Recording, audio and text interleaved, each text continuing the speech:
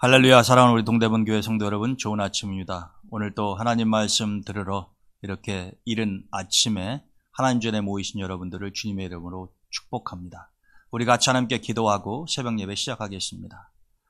하나님 감사합니다. 오늘도 저희들 고난잠에서 깨우시고 하나님 앞으로 인도하셨으니 생명의 말씀을 통하여 귀한 진리를 깨닫게 하시고 그 말씀대로 살아갈 수 있도록 도와주시기를 원합니다. 늘 하나님께서 우리 동대문의 모든 가정들을 평안케 하시며 우리 자녀들을 선한 길로 이끌어 주시옵소서. 특별히 환우들을 돌보시사 치유의 은혜를 내리시고 하나님께서 역사해 주시기를 간절히 원합니다. 모든 말씀 예수님의 이름으로 감사하기도 드립니다. 아멘. 오늘 주시는 말씀은 요한복음 4장 27절에서 42절까지입니다. 이때 제자들이 돌아와서 예수께서 여자와 말씀하시는 것을 이상히 여겼으나 무엇을 구하시나이까 어찌하여 그와 말씀하시나이까 묻는 자가 없더라. 여자가 물동이를 버려두고 동네로 들어가서 사람들에게 이르되 내가 행한 모든 일을 내게 말한 사람을 와서 보라. 이는 그리스도가 아니냐 하니 그들이 동네에서 나와 예수께로 오더라. 그 사이에 제자들이 청하여 이르되 랍비여 잡수소서. 이르시되 내게는 너희가 알지 못하는 먹을 양식이 있느니라. 제자들이 서로 말하되 누가 잡수실 것을 갖다 드렸는가 하니 예수께서 이르시되 나의 양식은 나를 보내신 이의 뜻을 행하며 그의 일을 온전히 이루는 이것이니라. 너희는 넉 달이 지나야 추수할 때가 이르겠다 하지 아니하느냐. 그러나 나는 너희에게 이르노니 너희 눈을 들어 밭을 보라. 희어져 추수하게 되었도다. 거두는 자가 이미 싹도 받고 영생에 이르는 열매를 모으나니 이는 뿌리는 자와 거두는 자가 함께 즐거워하게 하려 함이라. 그런즉 한 사람이 심고 다른 사람이 거둔다 하는 말이 옳도다. 내가 너희로 노력하지 아니한 것을 거두러 보내었노니 다른 사람들은 노력하였고 너희는 그들이 노력한 것에 참여하였느니라. 여자의 말이 내가 행한 모든 것을 그가 내게 말하였다 증언하므로 그 동네 중에 많은 사마리아인이 예수를 믿는지라. 사마리아인들이 예수께 와서 자기들과 함께 유하시기를 청하니 거기서 이틀을 유하시매 예수의 말씀으로 말미암아 믿는 자가 더욱 많아 그 여자에게 말하되 이제 우리가 믿는 것은 내 말로 인함이 아니니 이는 우리가 친히 듣고 그가 참으로 세상의 구주신 줄 알미라 하였더라. 아멘.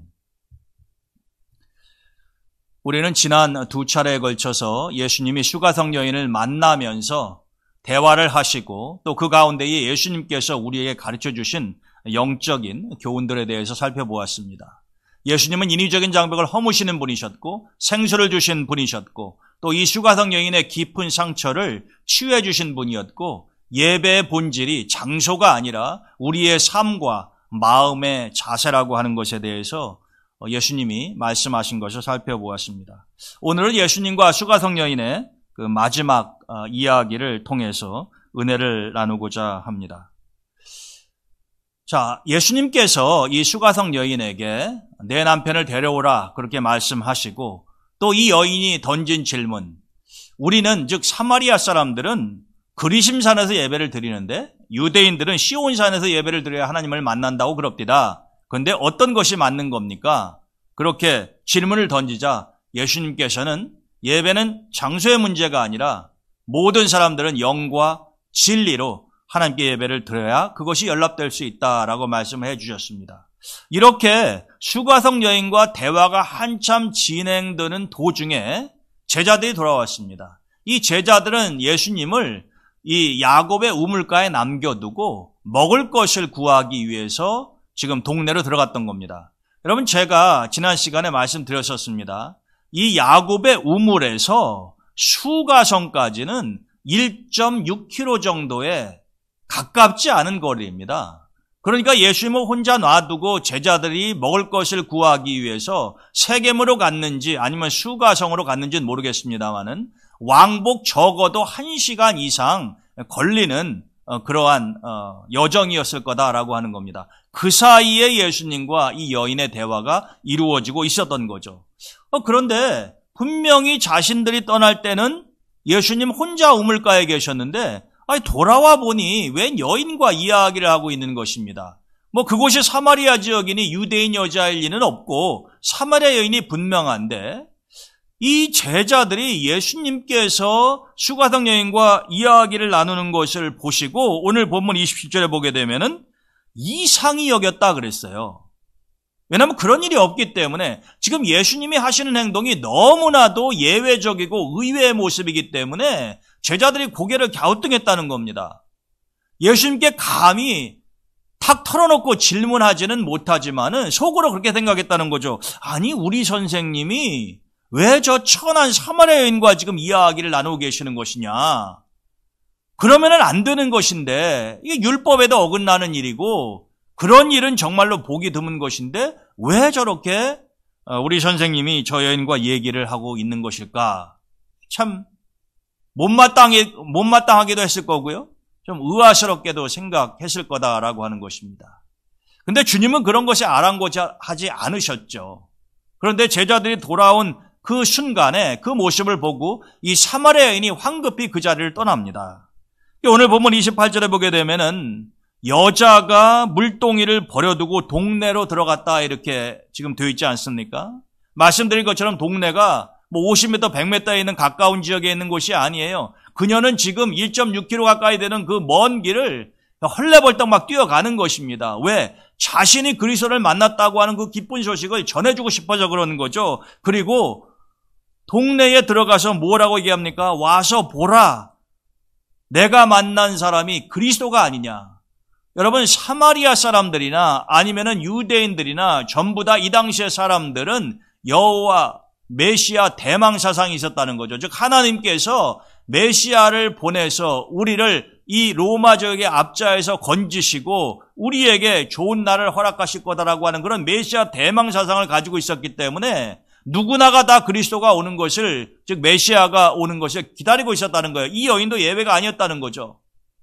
내가 아무런 말을 하지 않았으나 내 과거의 모든 것들을 말씀하셨던 그분이 메시아가 아니면 누구냐라고 하는 것입니다. 그랬더니 동네 사람들이 그 이야기를 듣고 그 여인의 말을 듣고 직접 예수님을 만나기 위해서 이제 예수님께로 오는 것입니다. 수가에서 야곱의 우물까지 그 짧지 않은 거리를 동네 사람들이 지금 이제 오고 있는 것이지요. 자, 이 모습을 통해서요, 우리는 첫째, 물동이를 버려두고 갔다 이렇게 되어 있어요. 여러분, 지금 이 여인이 야곱의 우물에 왜 온 겁니까? 물을 길러 온 거예요. 물동이는 이 여인이 야곱의 우물에 온 목적이자 가장 중요한 겁니다. 그런데 물을 길러 온 여인이 물동이를 버려두고 갔다? 이유가 있겠죠. 자기가 정말 소중한 물을 길러가기 위해서 왔지만 그는 지금 물동이가 문제가 아니라는 거예요. 왜?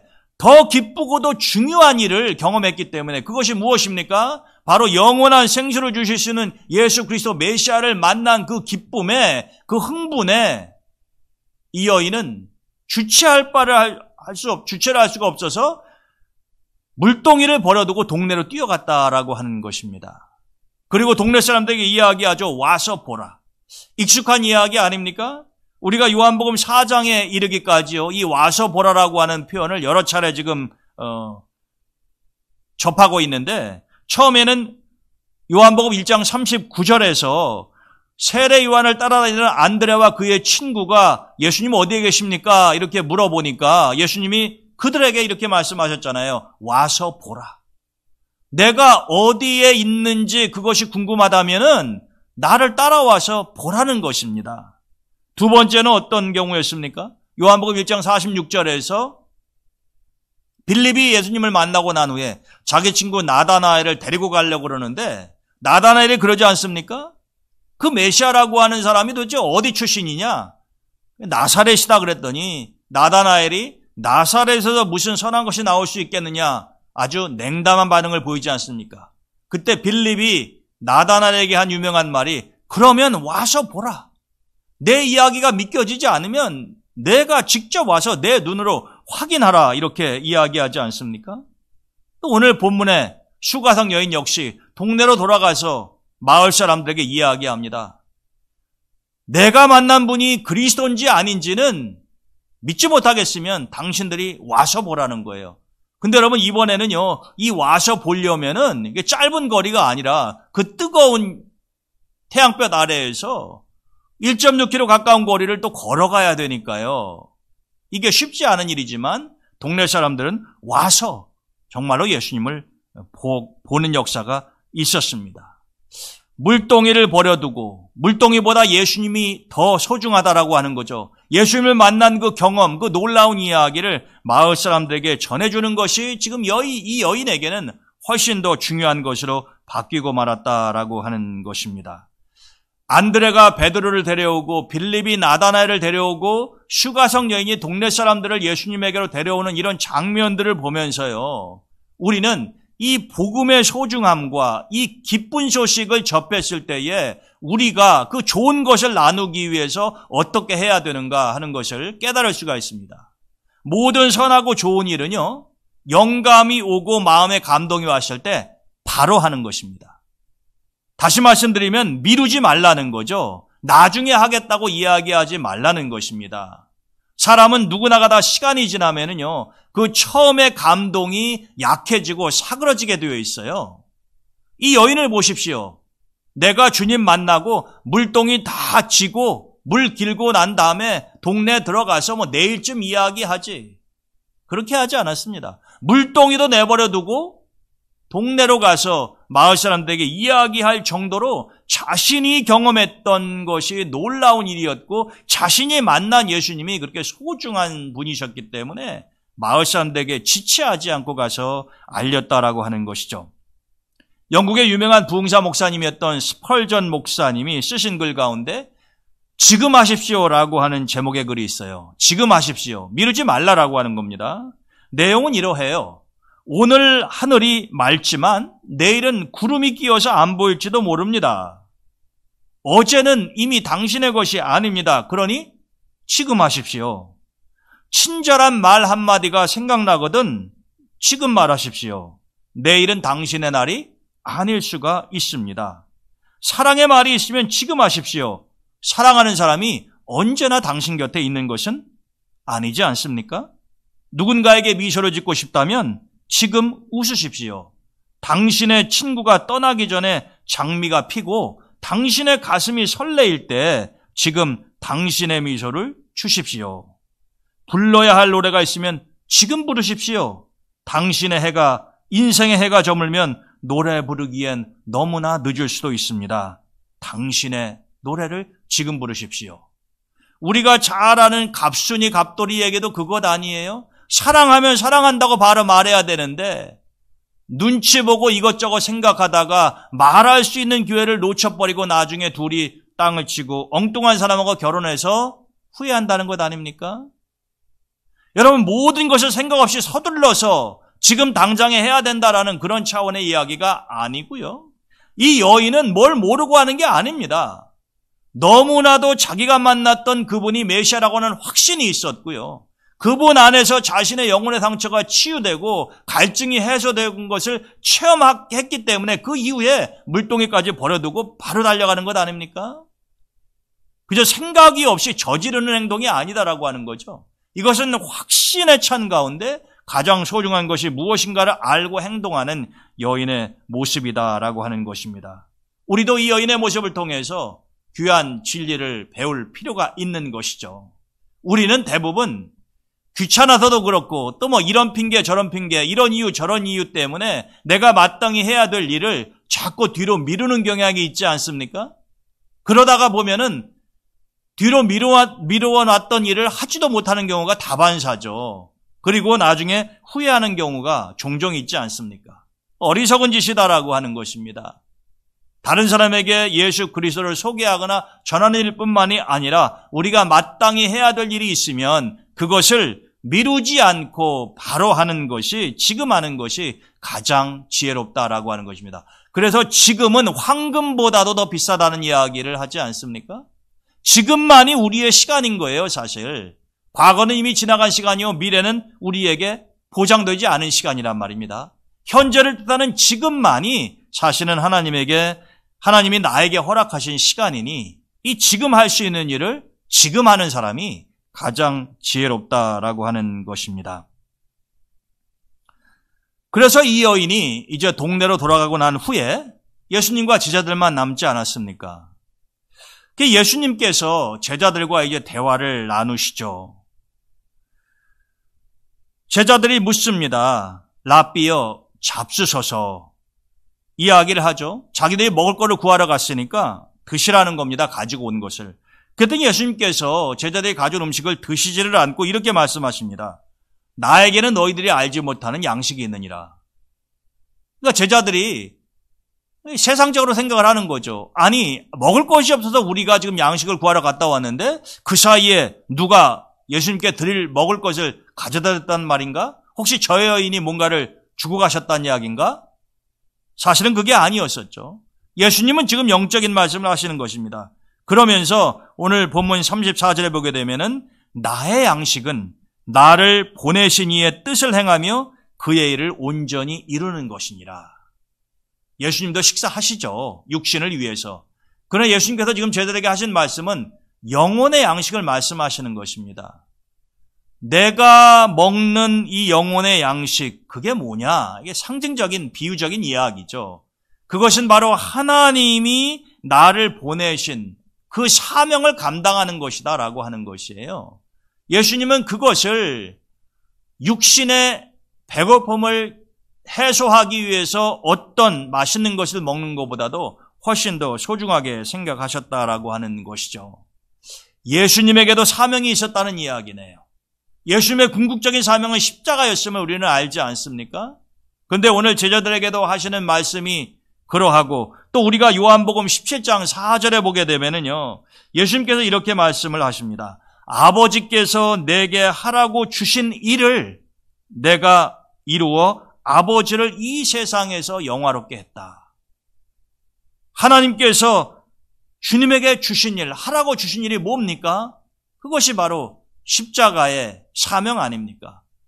근데 주님께서는 아버지께서 내게 하라고 주신 일을 이루었다라고 이렇게 말씀을 하세요. 자, 주님의 오늘 제자들에게 하시는 말씀, 또 요한복음 10장 4절에 있는 말씀을 묵상하면서 이런 질문이 드는 겁니다. 그러면 예수님에게도 사명을 주셨던 그분이, 즉 하나님이 나에게 주신 사명은 무엇이며 나는 하나님이 주신 사명을 이루면서 살아가고 있느냐라고 하는 것입니다. 그게 뭐 세상을 바꿀 정도의 엄청난 사명이 아니라도요, 사명이 없는 인생은 없고 또 사명감을 느끼지 못하는 인생은 그저 시간 죽이기에 불과하다라고 하는 것입니다. 같은 시간을 사용해도요, 내가 오늘 무언가를 하겠다라고 하는 분명한 목적이 있는 사람, 우리가 그걸 사명이라고 합시다. 내가 오늘 해야 될 일, 반드시 해야 될 이룩할 일, 그런 사람은요, 시간을 낭비하지 않죠. 열정적으로 삽니다. 그렇지만 아무런 사명감을 느끼지 못하고 무언가를 해야 되겠다라고 하는 생각이 없는 사람은요, 하루 24시간이 정말로 그렇게 지루할 수가 없고 시간 죽이는 것이 정말로 괴로울 정도로 시간이 늦게 흐른다라고 생각을 하게 됐다는 거죠. 여러분, 우리가 세례 요한을 이미 2차례 거쳐 살펴보면서 그는 철두철미하게 자기 자신이 누구이며 하나님이 자기에게 주신 주님의 길을 예비하는 자로서의 사명을 살았다고 하는 것을 보지 않았습니까? 그러면 우리가 하나님이 나에게 주신 사명, 예수님에게도 자기 아들에게도 사명을 주셨던 하나님이 우리 모두에게 왜 사명을 주시지 않겠습니까? 우리는 각자가 하나님에게 받은 사명이 있음을 깨달아야 된다라고 하는 것이에요. 그러한 사람이 진정으로 인생을 풍요롭게 살 수 있고 의미 있게 살 수 있다라고 하는 것입니다. 그러면서 제자들에게 말씀하시죠. 너희들은 추수하려고 하면은 넉 달이나 기다려야 된다고 이야기하지만 아니다. 지금이 바로 추수할 때가 아니냐라고 말씀하십니다. 여러분, 예수님이 지금이 추수할 때라고 말씀하시는 것은 무슨 이유일까요? 바로 이 수가성 여인이 동네 사람들을 데리고 오지 않습니까? 그리고 예수님이 그 마을에 가서 이틀 동안을 유하시거든요. 그리고 거기에 머무르시는 동안에 많은 사마리아 사람들이 주님을 믿게 되었다고 하지 않습니까? 오늘 본문 39절 이하에 보게 되면은 여자의 말을 듣고 이 수가성 마을에 있는 많은 사람들이 예수를 믿었는데요. 그 사마리아 사람들이 예수님께 왔습니다. 야곱의 우물까지 왔다는 거죠. 그리고 자기들과 함께 머물러 달라고 요청을 해서요. 예수님이 야곱의 우물에서 수가성까지 가서 이틀 동안이나 더 머무르셨다는 겁니다. 거기서 뭐 하셨을까요? 예수님께서 말씀을 전하셨습니다. 왜냐하면 잃어버린 자를 구하는 것이 예수님이 아버지에게 받았던 사명이었기 때문에 예수님은 그곳에 가서 말씀을 전하셨다는 거죠. 그러니까 41절을 보게 되면 예수님의 말씀으로 말미암아 믿는 자가 더욱 많아졌다, 이렇게 기록이 되어 있죠. 예수님의 말씀을 들었던 사람들이 이런 간증을 했습니다. 처음에는 수가성 여인의 말을 듣고 우리가 주님에 대해서 믿게 되었지만 이제는 42절에 우리가 친히 듣고 그가 참으로 세상의 구주신 줄을 알게 되었다라고 얘기합니다. 여러분, 처음에는 사마리아 여인의 이야기를 들은 간접적인 체험이었죠. 물론 사마리아 여인의 얘기는 거짓이 아닙니다. 우리가 여러분 어떤 사실을 알게 될 때에 다른 타인을 통해서, 제3자를 통해서 듣고, 전해 듣고 믿게 되는 경우도 있죠.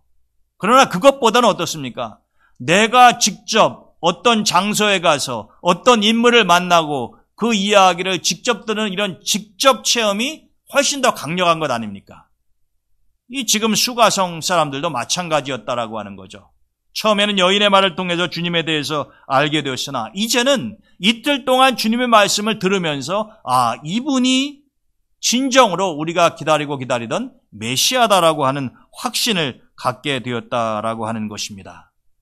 여러분, 신앙은 때로는 간접 체험도 필요하기는 합니다만은 직접 체험이 훨씬 더 소중한 것이죠.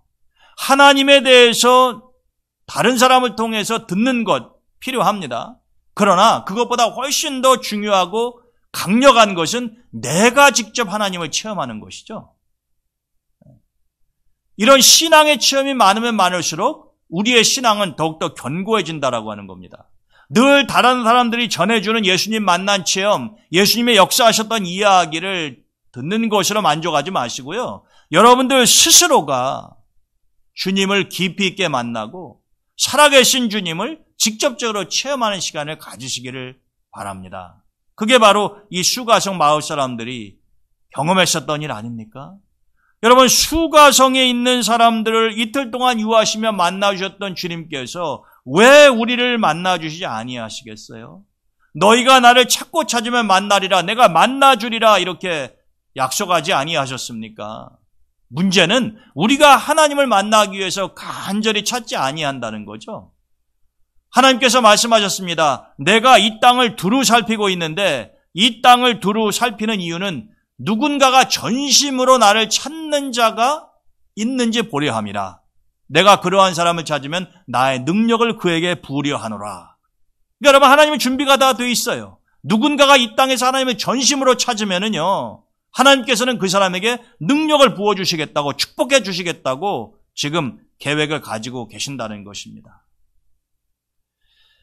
오늘 수가성 여인과 예수님의 만남, 이 마지막 이야기를 통해서요, 우리가 하나님께서 주시는 영적인 교훈을 다시 한번 정리를 해보면, 이 여인이 물동이를 버려두고 사람들에게 가서 주님을 전하고 소개했던 것처럼, 또 그들을 주님 앞으로 인도해 왔던 것처럼 우리가 할 수 있는 일을 내일로, 다음으로 미루는 이런 습관을 여러분들이 과감히 청산하시기를 바랍니다.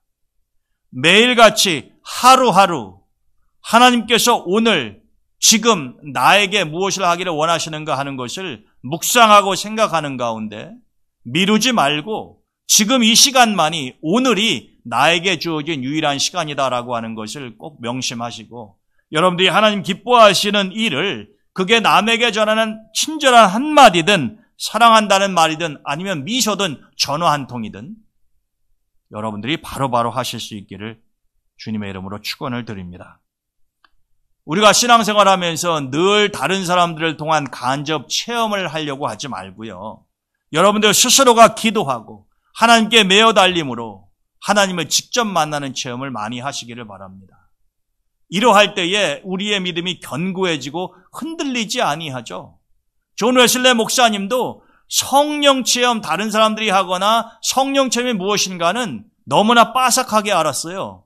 신학대학 교수이고 목사의 아들이고, 그렇지만 그는 35살이 되었을 때까지는 정말로 성령의 체험이 무엇인가 하는 것을 직접적으로 경험해 본 적이 없었지 않습니까? 그러니까 하는 일마다 힘이 없고 결실을 거두지 못하는 거예요. 아메리칸 인디언들을 구원하겠다고 미국까지 갔지만 한 명도 영혼을 구원하지 못하고 허탈한 심정으로 다시 영국으로 돌아오지 않았습니까? 그러나 그가 이상하게 내 마음이 뜨거워진다라고 하는 체험을 하고 난 이후에 본인이 직접 성령 체험을 했다는 거죠. 그 이후에는 역사가 바뀌는 놀라운 감리교 운동을 시작하게 되는 것 아닙니까? 그만큼 하나님을 직접적으로 체험하고 이 성령의 뜨거움을 느끼는 그런 경험이 소중하다라고 하는 거죠. 지금 이 슈가성 여인, 그리고 이 슈가성에 있는 사람들은, 동네 사람들은 전부 다 그런 체험을 하고 있다라고 하는 것입니다. 저는 우리 동대문교회 성도 여러분들이요, 제가 보통은 한 번에 끝나는 예수님과 이 슈가성 여인의 만남의 이야기를 3차례에 걸쳐서 자세하게 말씀을 드린 이유가요, 그만큼 우리는 이 여인과 예수님의 만남을 통해서 생각할 영적인 진리와 교훈이 많기 때문에 그러한 것입니다. 3차례에 걸쳐서 제가 여러분들에게 전했던 이 슈가성 여인과 예수님에 관한 이야기를 통해서 여러분들이 배우시고 깨달았던 영적인 진리를 여러분들의 삶 속에 실천하시면서 여러분들도 힘있게 신앙생활 하시고 주님께 존귀하게 쓰임받으시기를 주님의 이름으로 축원드립니다. 오늘도 새로운 한 날이 시작이 되었습니다. 오늘 하루도 여러분들 주님의 은혜 가운데 평안하고 좋은 날 되시기를 바랍니다. 기도에 게으르지 마시고 여러분들이 늘 중보하실 때에 우리 동대문 교회를 위해서, 또 무엇보다도 육신의 질병으로 어려움을 당하는 우리 환우들을 위해서, 어지럽고 혼란스러운 세상에서 우리 자녀들의 앞길을 하나님이 인도해 주시기를 위해서 중보하시기를 바랍니다. 자, 기도하고 오늘 새벽 예배 마치도록 하겠습니다. 하나님 감사합니다. 지난 3차례에 걸쳐서 예수님이 일부러 사마리아에 있는 야곱의 우물에 가셔서 참으로 불쌍하고 힘들게 살아가는 슈가성 여인을 만나 그녀의 삶을 바꾸시고 그녀가 춤추며 살아갈 수 있는 아름다운 시간을 허락하셨음을 저희들이 보았습니다. 지난 3차례에 걸쳐 슈가성 여인을 통해 우리에게 주신 영적인 교훈을 가슴에 새길 수 있게 하시고 그 말씀대로 살아갈 수 있도록 도와주시기를 원합니다. 오늘 하루도 우리 동대문의 모든 가족들과 동행하시며 그들의 간구를 들으시며 그들이 주님 기뻐하시는 사람으로 변화될 수 있도록 역사하여 주시옵소서. 예수님의 이름으로 감사하며 기도드립니다.